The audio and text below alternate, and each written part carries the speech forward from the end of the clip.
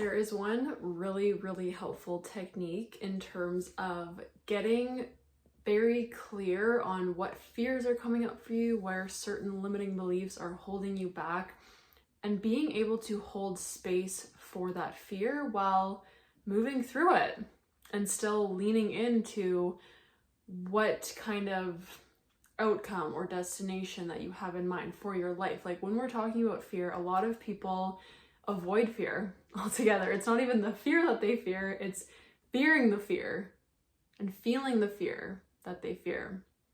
It's the avoidance of the fear for so many people. And this comes up so often in my community containers, in working with women directly, whether it be around food or our bodies or our business or our goals or whatever we are trying to do in our lives. There are so many times that we avoid fear and keep ourselves stuck. And when you think about fear on a more anatomical level, like think about when we were cave people and we, have these functions in place, our nervous system, our fight or flight response, our stress levels, all these things to keep us safe, right? So our human body is this kind of like ancient functioning system trying to keep us safe. Like what is the perceived danger outside of ourselves that we might need to run back into that cave to protect ourselves from, right? And now in our lives, it's not an animal or another tribe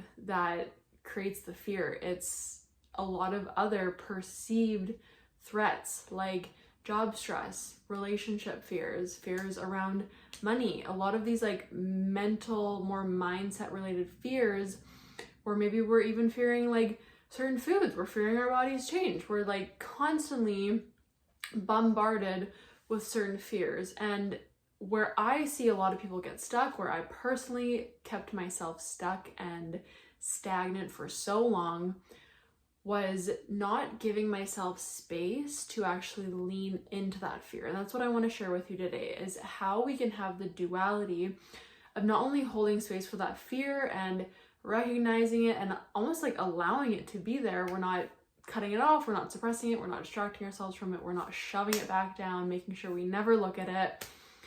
But then to also hold space for what is actually true, right? Because a lot of our fears are based in the unknown. We fear the unknown. We don't know maybe what the next step is. We fear the worst case scenario. And a lot of it is just coming from this dysregulated nervous system first and foremost, but then also just our thoughts. And our thoughts are not always reality. So one really helpful exercise that I've personally been using, and I see a lot of coaches in this space, a lot of people working through mindset and consciousness and becoming more self-aware and basically, taking back our power when it comes to self-limiting beliefs, is to write out the fear. Okay, so what is the fear? What is the limiting belief? And this is a common misconception where a lot of, maybe mindset coaches or people out there will tell you like, don't feel the negative thought, don't think about the negative emotion, like we're canceling that, don't let it come up, you're going to create more of that. But this is different. When there is intention behind allowing something to come up, this is different than just letting it be our repetitive, like when we're unconscious of it and we're just letting it run in a cycle. This is completely different. We're intentionally letting it come up and looking at it and sitting down with it and leaning into it, okay? So that is a really big, I think, hindrance for a lot of us, is we fear even feeling what is bringing us fear. We are avoiding the negative emotions, we're avoiding the limiting beliefs, we're avoiding the feelings of fear, of unworthiness, of self-doubt, of the limiting beliefs, and we can't heal from those things and move through them and change them if we're not actually allowing them to come up, if we're not giving them space. It's almost like we're treating that shadow side of ourselves, that part of us that, we don't want to create more of. We're basically like judging that part of ourselves. We're feeling guilty for it. We're creating a lot of resentment. And that is why so many of us, like, we don't realize this, but we create from a subconscious level. We manifest from our subconscious. So imagine if you have all of these fears, these limiting beliefs, these doubts, these stories that you won't let come up, you won't look at them, you won't see them for what they are, those are in your subconscious.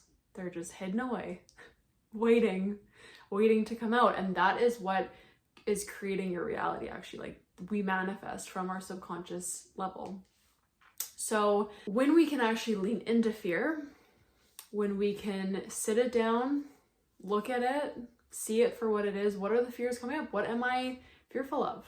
Am I fearful of being seen? Am I fearful of success? Am I fearful of failure?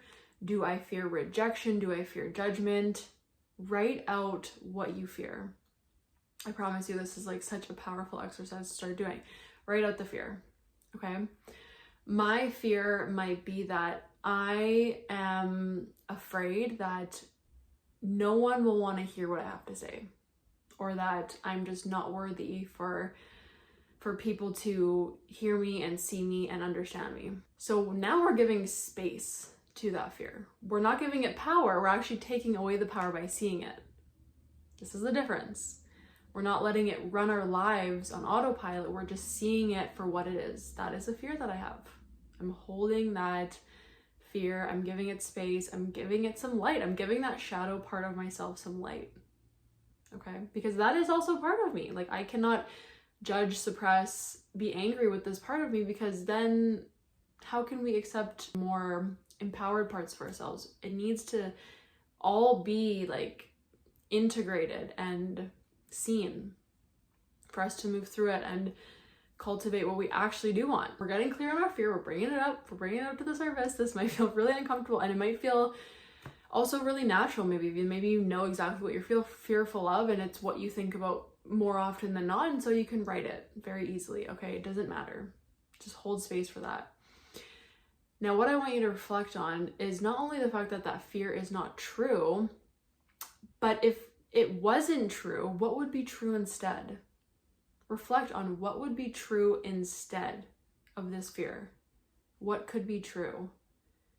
Because then what we're doing is we're basically creating the opposite of that fear. So if I fear not being fully seen, not being heard by other people, not feeling worthy enough for people to, want to hear what I have to say, my truth instead would be, I can absolutely make an impact on people's lives with what I have to say. Do you see how there is so much duality that exists within us?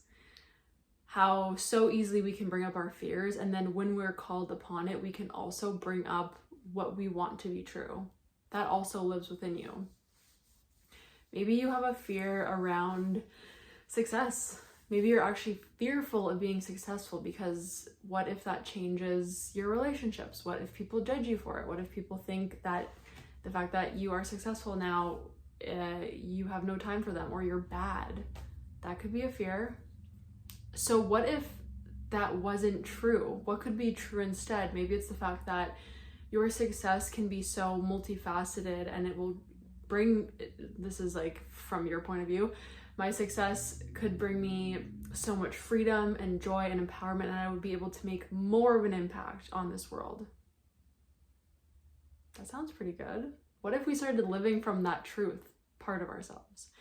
So when we look at fear in this way, and really sitting with your body, this is a practice that you can do where you really ground yourself in the present moment of what would it feel like to believe in that truth that I want to bring forward? If this fear wasn't true, and what could be true instead? What if I held that right here and just sit with it for 5 minutes? Feel what that feels like. Feel what it feels like to be seen, to be successful, and for that to give you freedom. Feel what it feels like to have a healthy relationship with food in your body. Feel what it feels like to feel worthy and to feel deserving of everything that you desire. Sit with that emotion, bring that up. And then we can see that the duality of both, they can exist. We can hold space for our fear, and we can also bring to light what we actually want in our lives. And this is where going into our subconscious and bringing it up and out can be so healing. And it really is one of the biggest steps, I believe, to allowing that true creation to come to life. Because if we just have all these subconscious things going on, we are creating more of that. So when we get really clear on where am I placing my energy, where am I placing my focus, where am I placing my intention and my attention, that is what I want more of and to bring light to, while also holding my fear and holding space for that and not judging myself for that, like forgiving myself for maybe letting that shadow part of me hold me back for so long and keep me stuck for so long, because it was really just trying to keep me safe, right? Because if we step into the fear, we're stepping into the unknown, and that is like kind of our nervous system being like, whoa, like this is scary.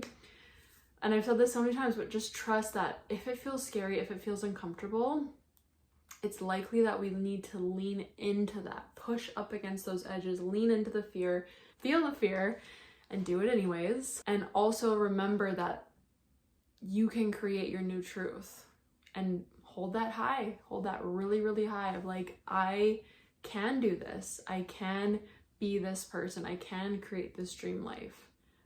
I might have some fears, but that doesn't get to be my truth. That doesn't get to be what keeps controlling me and keeping me stuck. That is you taking back your power. It's so human to feel certain fears around things. If you're trying something new, if you're shifting your career, if you're, beginning to embody a different version of yourself, if you're changing your mind about something, of course there's going to be fear. It's the unknown. We've never been that version of ourselves. We've never maybe like stepped into that new reality. And this is where we get to take our power back and getting really intentional with who we want to be, the lives that we want to create, and the way we want those things to feel. Fear doesn't have to rule your life. We can work with the fear, welcome it almost, hold space for it, and still move forward. That's what I'm leaning into. Let me know if this resonated for you. I'm so curious to hear what kind of relationship you've personally had with fear, or how you feel like maybe you get stuck in certain parts of your lives. I know there are so many stories I can share around that. So reach out to me, let me know in the comments. I really hope this resonated for you, and just know that we're in this together. We are conquering our fears. This is our year. We're doing the things, and we're creating our dream lives. If this resonates for you and you want to start taking back your power, you want to cultivate more self-confidence, self-love, feel more connected to yourself, and essentially create your dream life, that is what we're here for, I'm going to be hosting a 3-day free self-confidence mastery challenge where we're going to be going over 3 days of live webinars with me, where you're going to be able to do all of those things, rewrite your self-limiting beliefs, get really clear on what subconscious patterns are coming up for you and keeping you stuck, how to rewrite those narratives, take back your power, feel more empowered, and essentially start manifesting and creating from a really aligned and fulfilled abundant space. The link is in the description for you to register. It's a completely free challenge, so I'm really excited to see you in there. It's going to be so amazing to connect and get to know each other, and I can't wait to help you on this journey that you're on.